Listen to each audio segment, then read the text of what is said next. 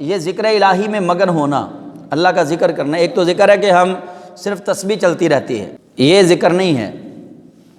ذکر یہ ہے کہ زبان بھی ساتھ چلے، چونکہ میں نے پہلے ذکر کی قسمیں بتا دیں آپ کو کہ زبان کے ساتھ ذکر، دل کے ساتھ ذکر اور افعال کے ساتھ ذکر۔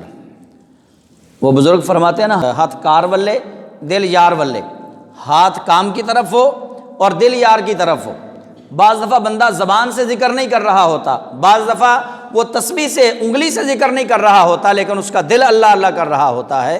اسی لیے بزرگ فرماتے ہیں کہ ہاتھ کار ولے دل یار ولے، کہ ہاتھ کام کی طرف ہو لیکن دل جو ہے وہ یار کی طرف ہو، دل میں ہو یاد تیری اور گوشہ تنہائی ہو، پھر تو خلوت میں بھی انجمن آرائی ہو، کہ جب اللہ کریم جل جلالہ کو بندہ دل کے اندر یاد کرتا ہے اور رب ذوالجلال پھر اس کی خلوتوں کو بھی جلوتوں کو رنگ میں رنگ دیتا ہے، تو بندہ اپنے گھر میں بیٹھ کے ذکر کرتا ہے لیکن چرچا اس کا عرش پہ ہوتا ہے۔ یہ تو ہمارے پاس دلائل موجود ہے نا، ایک دلیل تو سب سے بڑی موجود ہے کہ فرمایا بلال کیا کرتے ہو کہ چلتے مکے کی دھرتی پہ ہو اور آواز کی قدموں کی آہٹ عرش پہ جاتی ہے۔ یہ ذکر ہی ہے۔ کبھی سینے پہ پتھر رکھا گیا اور بلال سے کہا جاتا ہے چھوڑ لا الہ الا اللہ، فرماتے ہیں نہیں چھوڑنا۔ کبھی چابک سے مارا جاتا ہے، کبھی کوڑوں سے مارا جاتا ہے، کبھی ان کے جسم پہ جناب کاری ضربیں لگائی جاتی ہیں، کبھی ابو جہل سینے کے اوپر کھڑا ہوتا ہے، کبھی پتھر رکھا جاتا ہے کہ لا الہ الا اللہ کہنا چھوڑ دو۔ یہ لا الہ الا اللہ کے اندر اتنی طاقت ہے، اتنی طاقت ہے، تلوار کی ضرب میں اتنی طاقت نہیں ہے جتنی لا الہ الا اللہ کے اندر طاقت ہے۔ اور بزرگان دین نے تو اللہ کا یہ ذکر جب کیا ہے اور ایسی ایسی ضربیں لگائی ہیں، حضرت سلطان العارفین حضرت سلطان محمد باہو رحمۃ اللہ علیہ کو آپ دیکھ لیں۔ یہ چونکہ آپ پیدائشی ولی تھے، مادرزاد ولی تھے، آپ کے انگ انگ میں جو آپ کی والدہ ماجدہ نے اور آپ کے والد ماجدہ نے جو اللہ کا ذکر کیا تھا اس کا فیض یہ تھا۔ یہ آپ نے واقعہ متعدد بار سنا ہوا ہے کہ غیر مسلم طبیب صرف آپ کا پیشاب دیکھ کر مسلمان ہو گیا۔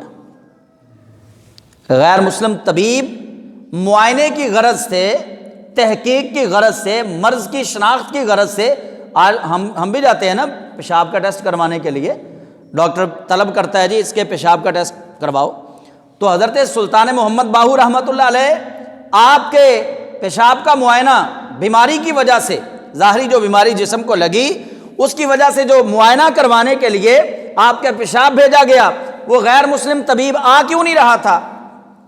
ہندو تھا اور آپ کا معائنہ کرنے کے لیے، آپ کی تشخیص کے لیے گھر نہیں آیا۔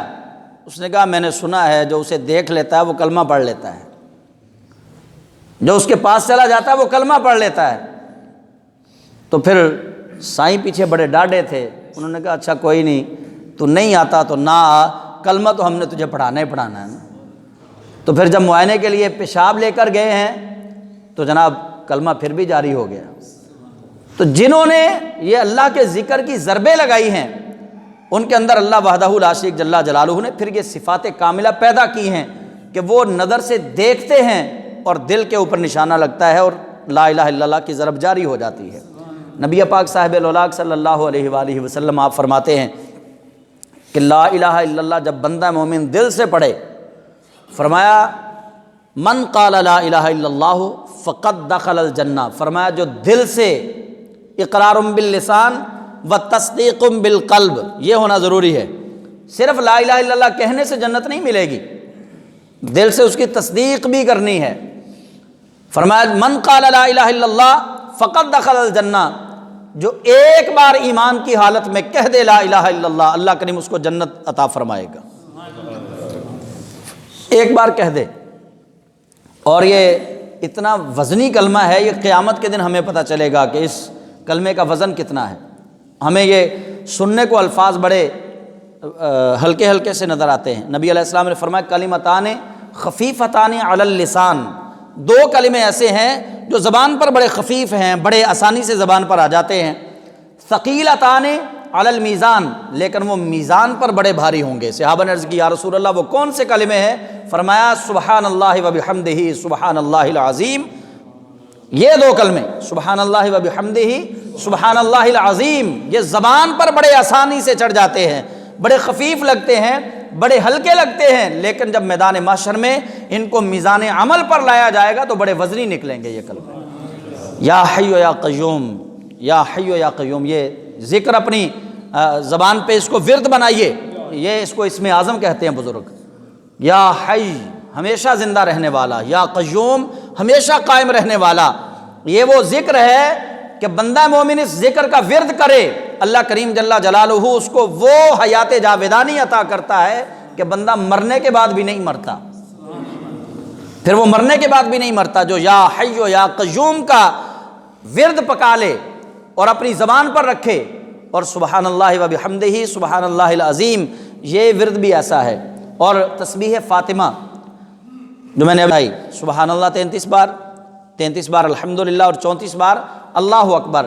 بزرگ فرماتے ہیں کہ دنیا و ما فیہا کی حاجات کو اللہ سے پورا کروانے کے لیے اس تسبیح کو اپنا ورد بنا لو، رب قدوس کائنات کی تمہاری ساری حاجتیں پوری فرما دے گی۔ 33 بار الحمدللہ، 33 بار سبحان اللہ اور 34 بار اللہ اکبر۔ کیوں؟ اس لیے فرماتے ہیں کہ اور ورد وظیفوں میں تو شک ہو سکتا ہے کہ یہ دیر سے قبول ہوں، لیکن یہ تو وہ وظیفہ ہے جو سید عالم نے اپنی لخت جگر کو عطا کیا ہے، اس لیے اس کے پورا ہونے میں کوئی شک والی بات نہیں ہے۔ یہ تو سید عالم ان کو دے ہی حاجتیں پوری کرنے کے لیے رہے ہیں، تو اس لیے اللہ کے ذکر میں اپنے آپ کو تر رکھیں۔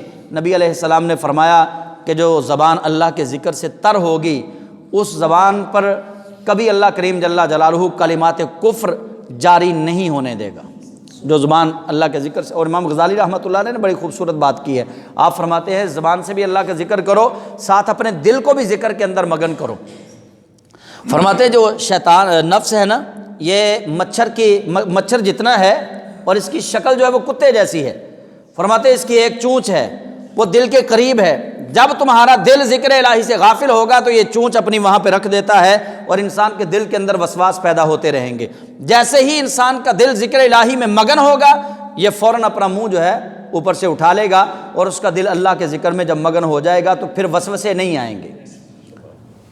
اور ہمارے طریقہ نقشبندیہ میں تو دل کے ساتھ ذکر خفی جو ہے، ہمارے قبلہ حضرت صاحب نے ہمیں یہ تعلیم دی، حضور مجدد الفسانی رحمۃ اللہ علیہ سے یہ تعلیم چلی ہے کہ ہر نماز کے بعد ہم ذکر خفی کرتے ہیں کہ اپنی آنکھیں بند کر کے چوکڑی مار کے بیٹھ جاتے ہیں اور ناف کے نیچے زور سے ہاتھ باندھ کے ہم اپنی آنکھیں بند کر کے دل کی طرف توجہ کرتے ہیں، اور دل جب دھڑکتا ہے یہ کر رہا ہے اللہ اللہ اللہ۔ کبھی آپ بھی یہ ذائقہ محسوس کر کے دیکھیں، نماز کے بعد آنکھیں بند کریں، چوکڑی میں مار کر بیٹھ جائیں اور اپنی ناف کے نیچے یہاں ہاتھ زور سے باندھ لینے۔